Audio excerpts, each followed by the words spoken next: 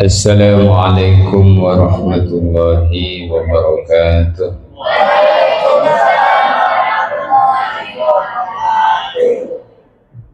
Bismillahi alhamdulillah, wassalatu wassalamu ala rasulillah Sayyidina wa maulana Muhammad ibn Abdillah wa ala alihi wa sahbihi wa mawala, la hawla wa la quwwata illa billah.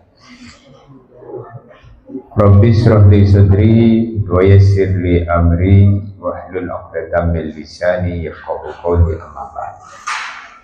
Bersyukur kita kepada Allah dijumpakan kembali dalam perputaran waktu 1 bulan dalam majelis kajian rutin kita di Pondok Pesantren Al-Ma'arif. Mudah-mudahan duduk kita di sini dicatat oleh Allah sebagai orang yang duduk menuntut ilmu, di mana Nabi bersabda, "Man salaka tariqan yaltamisu fihi ilman," siapa berjalan menuju tempat untuk tujuannya belajar ilmu, sahalallahu lahu bihi tariqan ilal jannah, di hari kiamat nanti Allah subhanahu wa ta'ala akan memudahkan untuk kemudian berjalan masuk surga. Mudah-mudahan termasuk kita.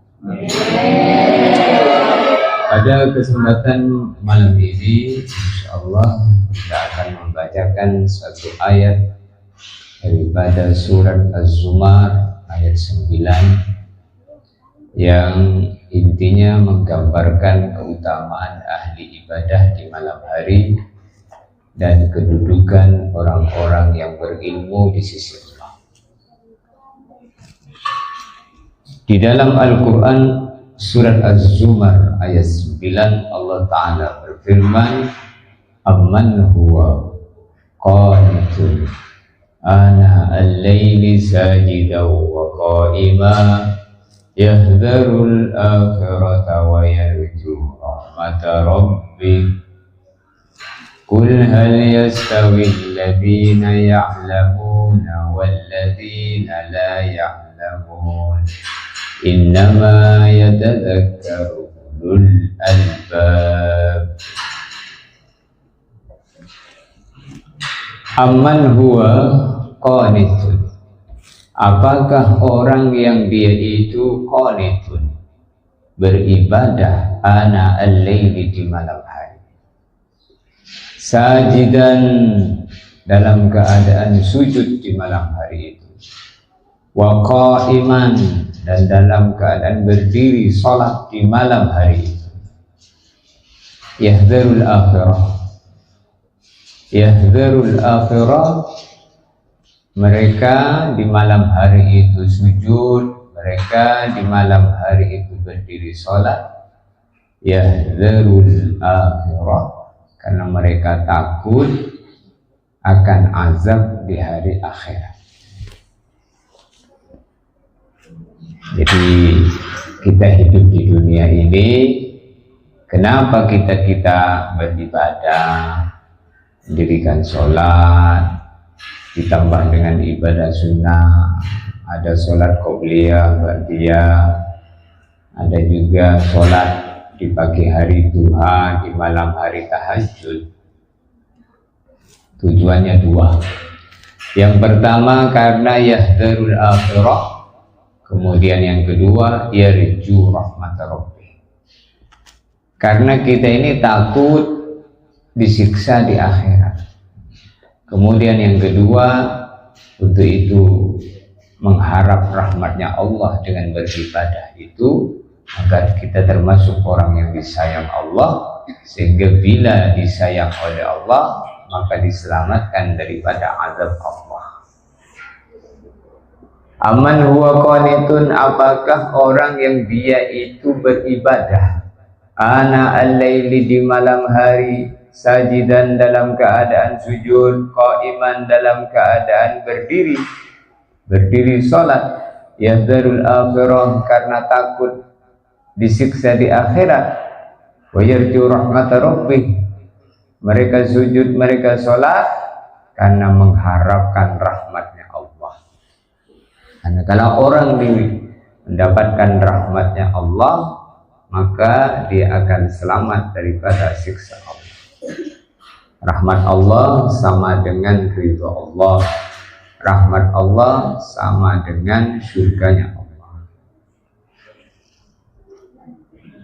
Maka dalam kehidupan ini selalu silih berganti amalan perbuatan manusia, yaitu baik dan buruk. Maka ketika kita baik, kita bersyukur kepada Allah. Alhamdulillahilladzi hadana lihada wa ma kunna linahtadiya laula an hadana Allah. Laqad ja'at rusulu rabbina bil haqq. Alhamdulillah, terima kasih ya Allah, alladzi hadana lihada.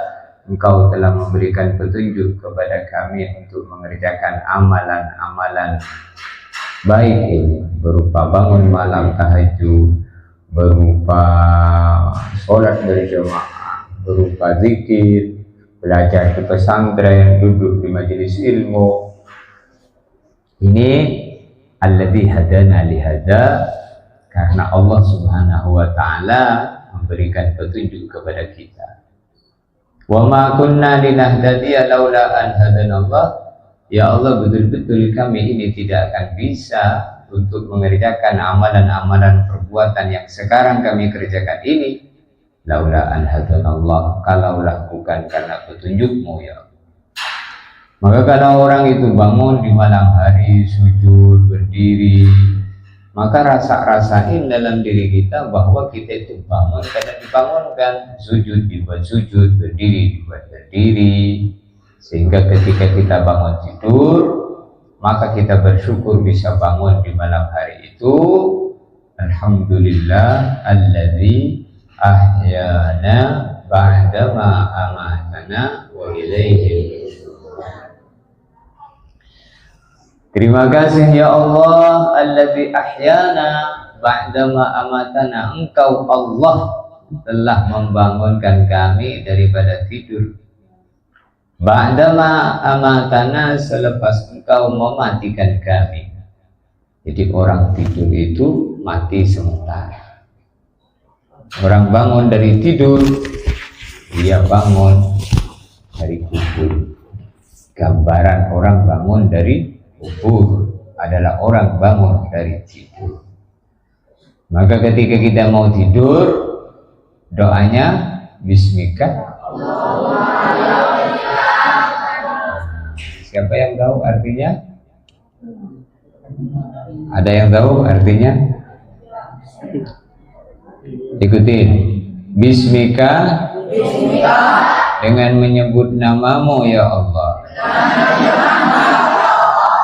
Ahya, kami hidup.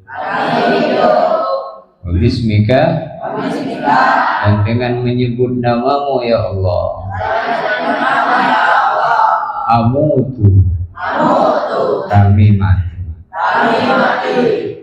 Jadi kalau orang mengamalkan doa mau tidur, maka nanti hidupnya penuh dengan barokah, pertolongan Allah, karena selalu nyebut Allah sepanjang hidupnya.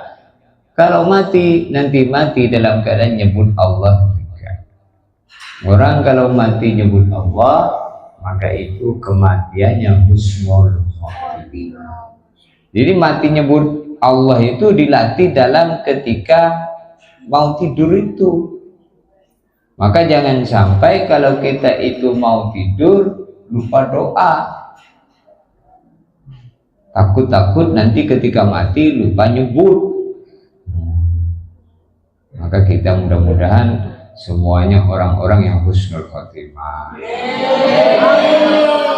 Kita berbaik sangka kepada Allah. Allah jadikan kita orang yang sholat 5 waktu. Masya Allah. Ini satu anugerah yang besar.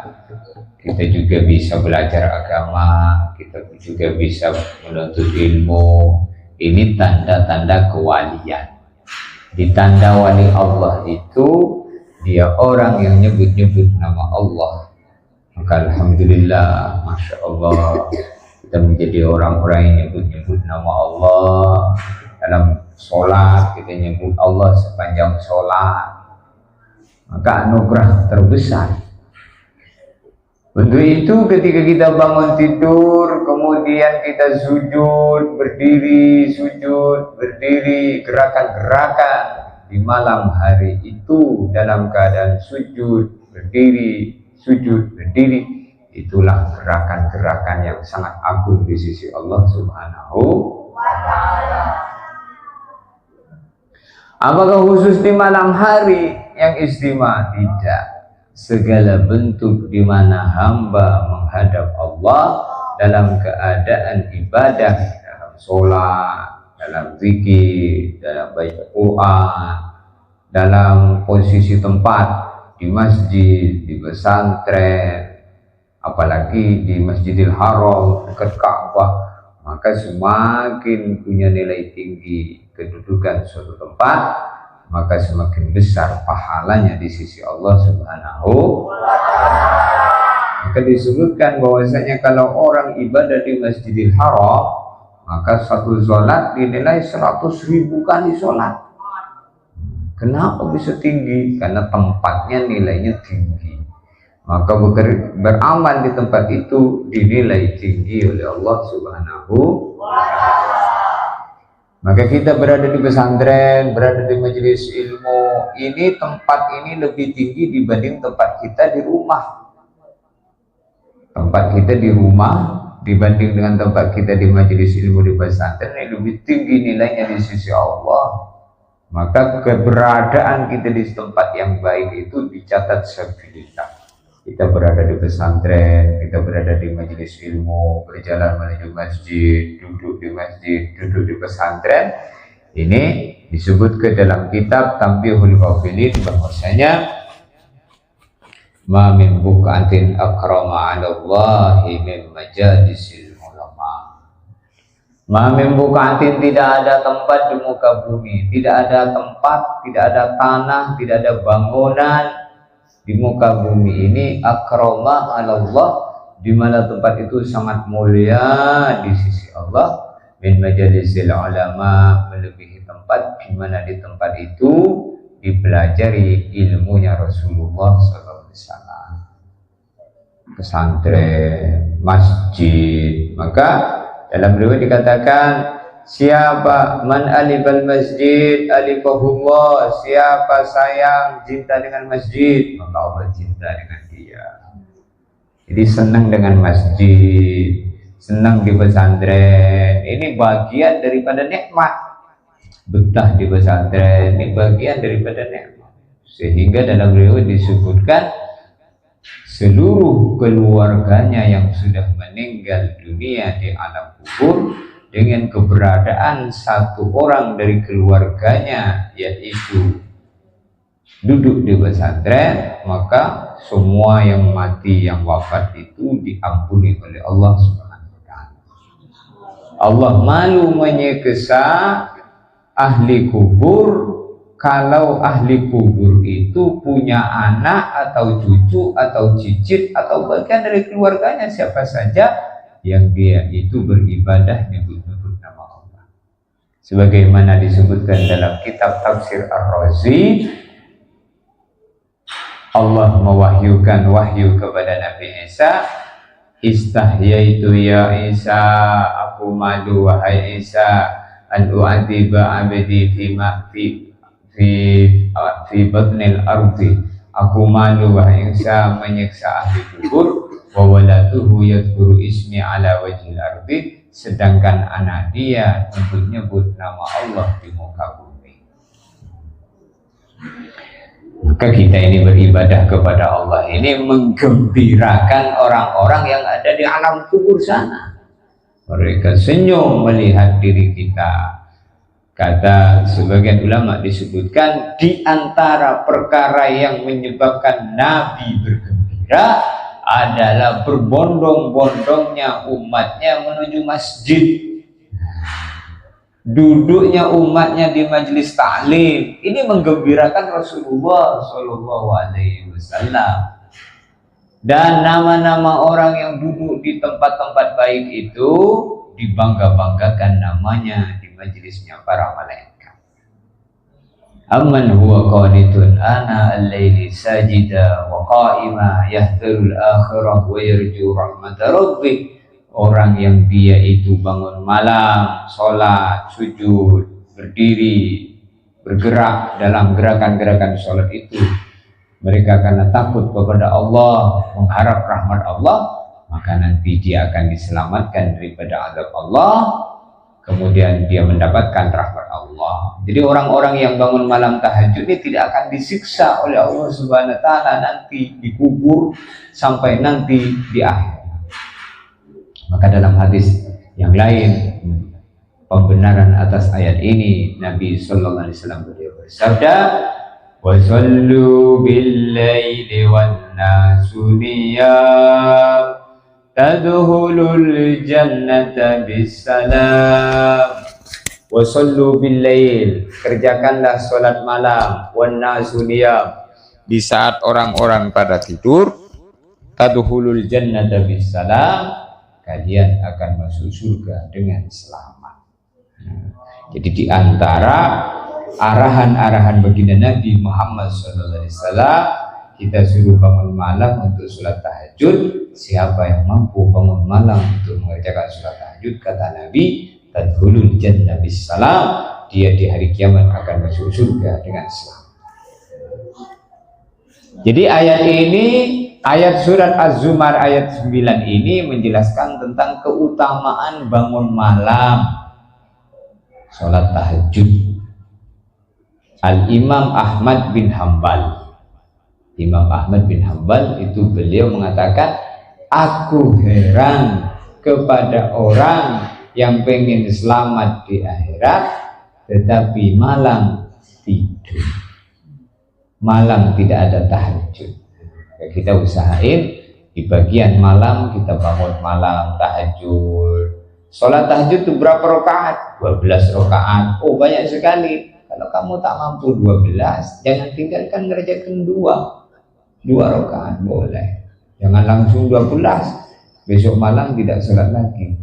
Lebih baik 2 rakaat, besoknya malam bangun lagi 2 rakaat lagi, besoknya bangun lagi 2 rakaat lagi.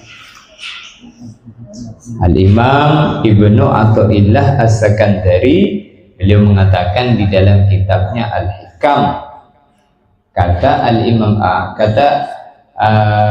Al-Imam Ibnu Athaillah As-Sakandari dalam kitabnya Al-Hikam,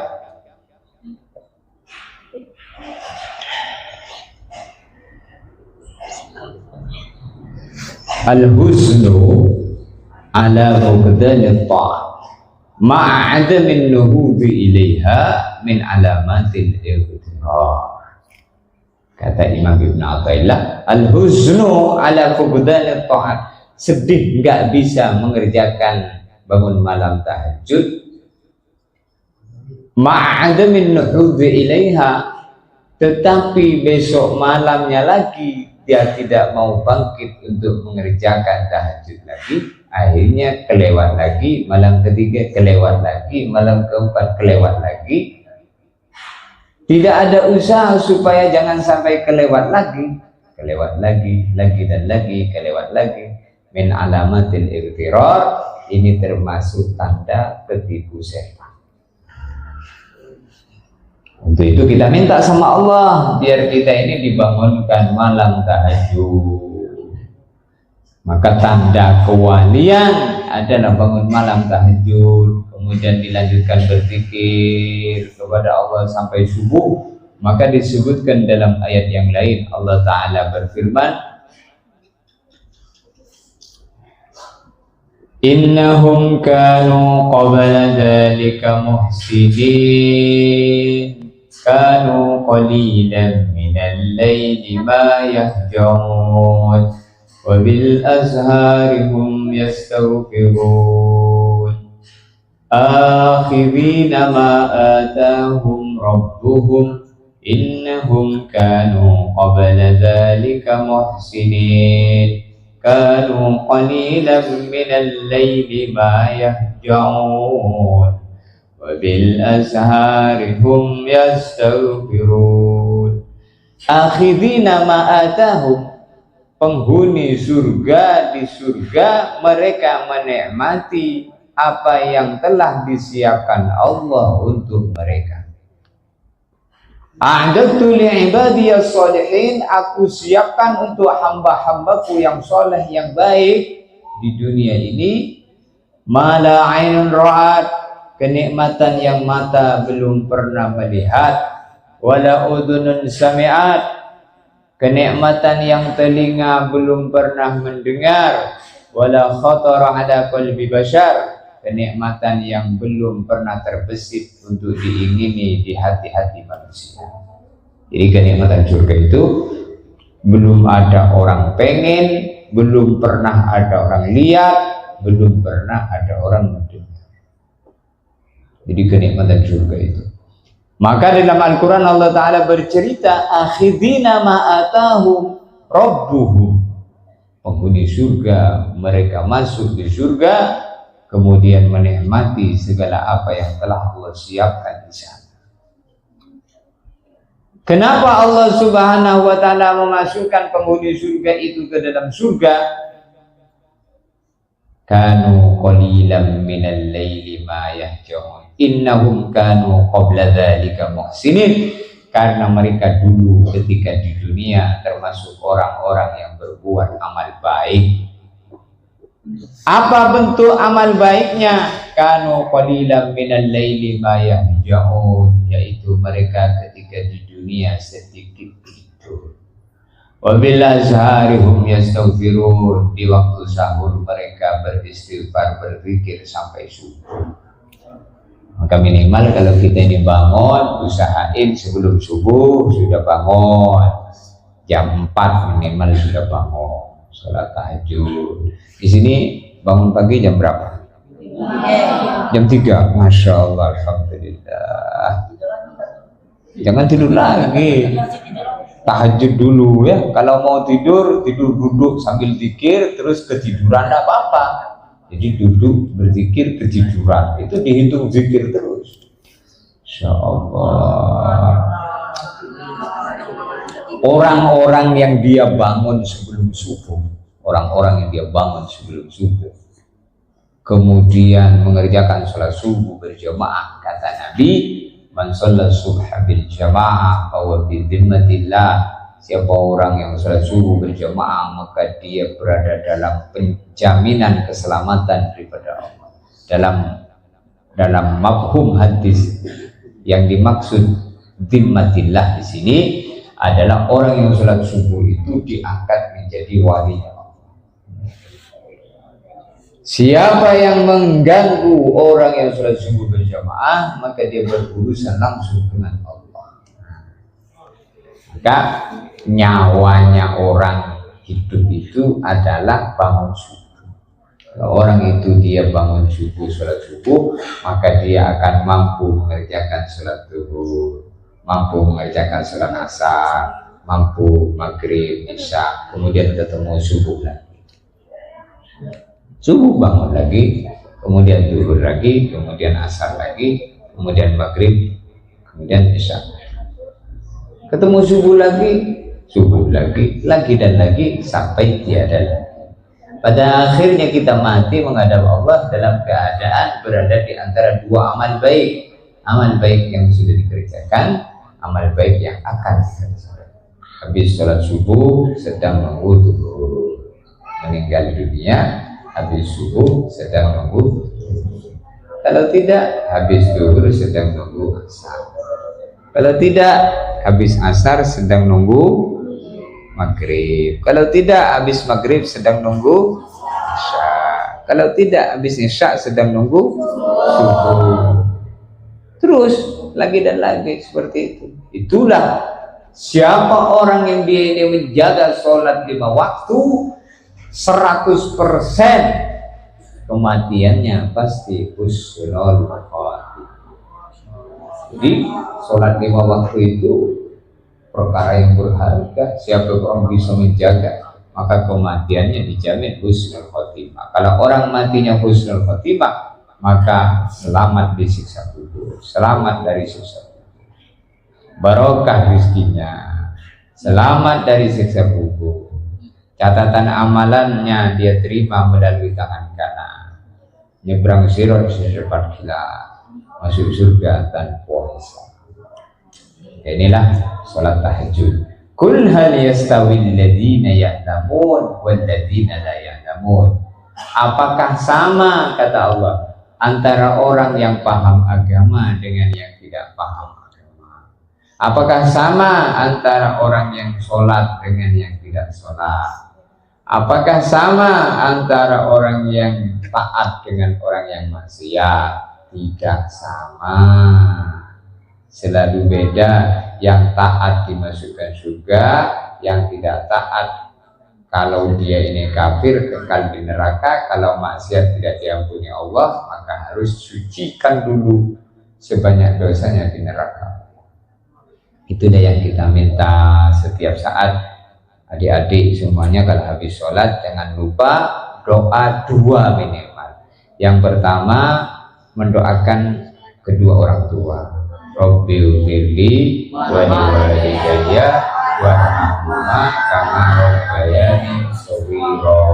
Itu yang pertama. Yang kedua, minta supaya masuk surga selama dari neraka. Rabbana atina fid dunya hasanah wa fil akhirati hasanah wa qina adzabannar.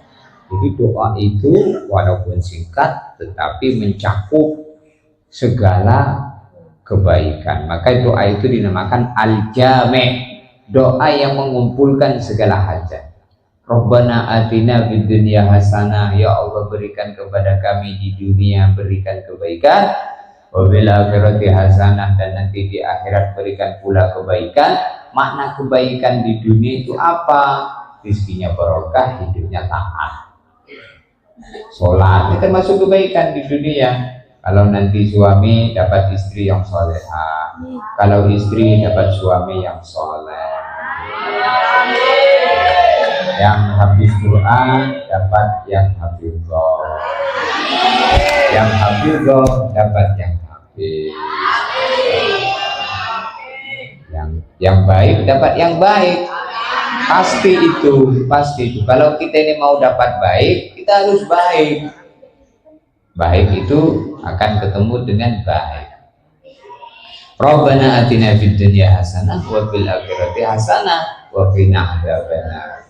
Kebaikan di dunia, kebaikan di akhirat, kemudian dijaga daripada siksa api neraka. Maka Allah bilang, hal yastawil ladzina ya'lamuna wal ladzina la ya'lamun. Apakah sama antara orang yang paham dengan yang tidak paham, yang tahu dengan yang tidak tahu, yang ibadah dengan yang tidak ibadah, yang taat dengan yang tidak taat, yang tahajud dengan yang tidak tahajud, yang berjamaah dengan yang tidak berjamaah? Tidak, selalu beda. Innama yatadzakkaru ulul albab. Sesungguhnya yang bisa mikir seperti ini hanyalah orang-orang yang matanya punya hati, yang punya akal, hatinya punya mata, akalnya punya akal.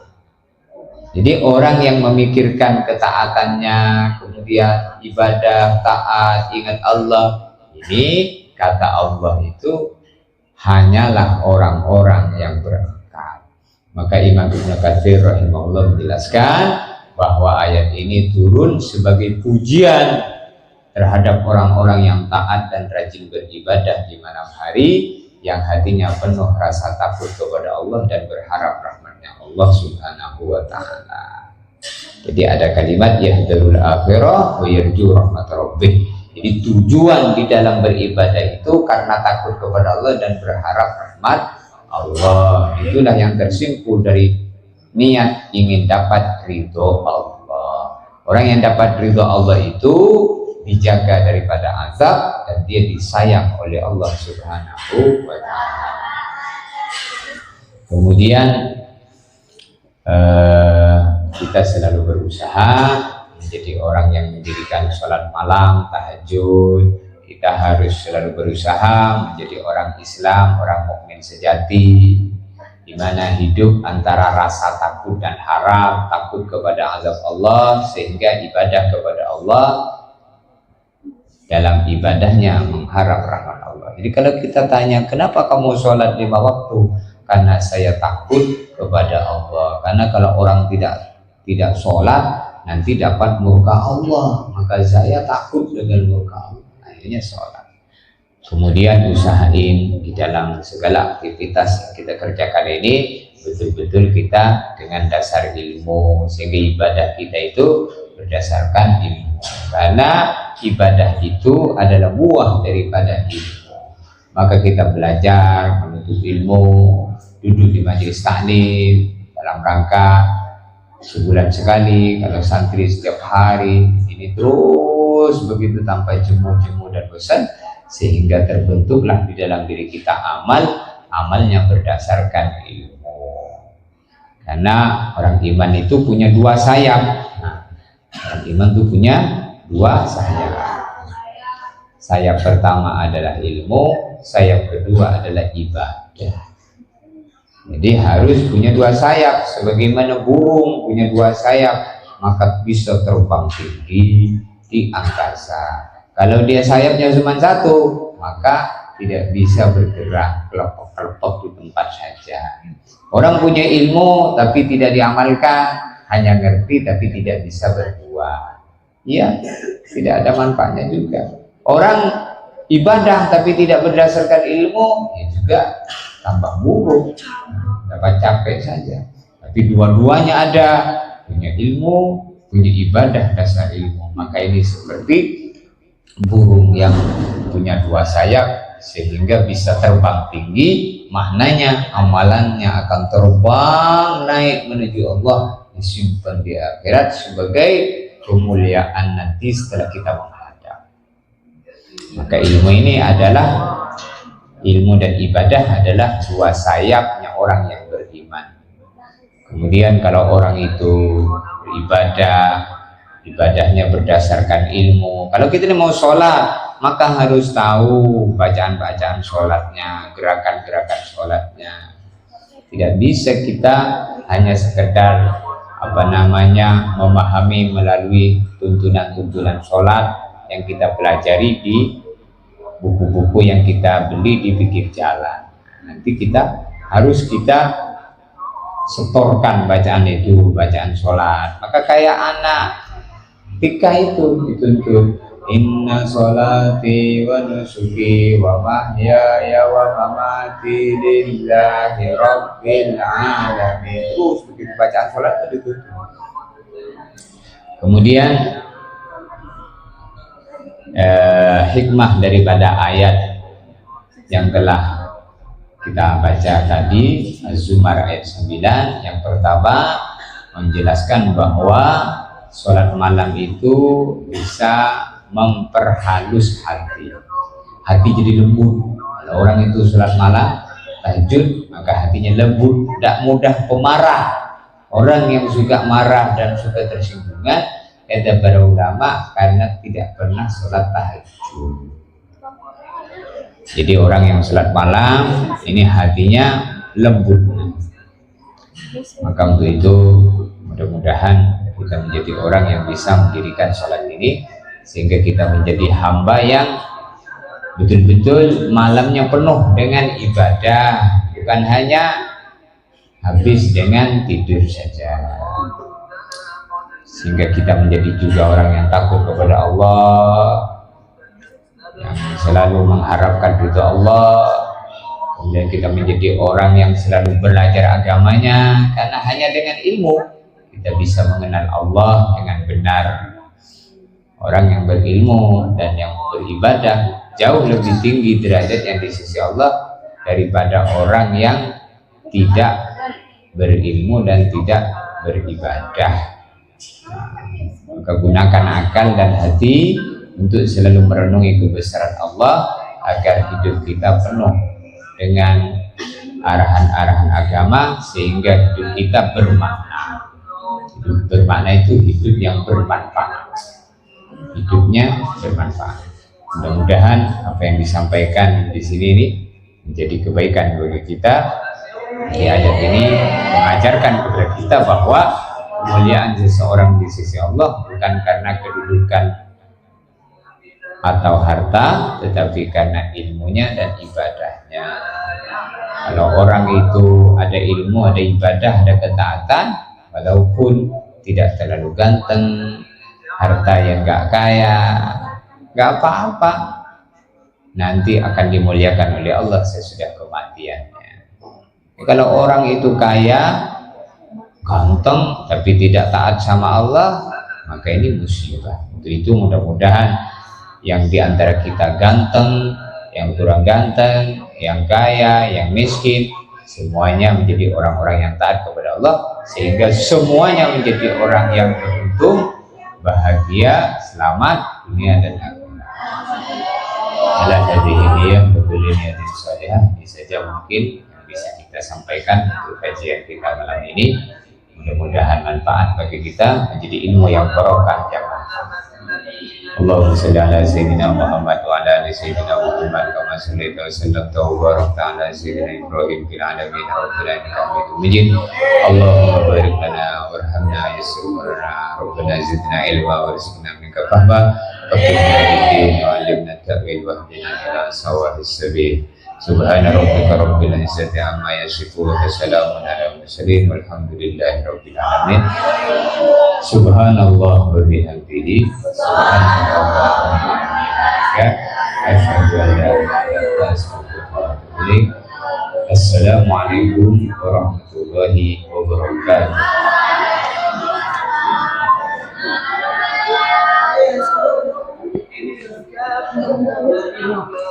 Persiapan sholat.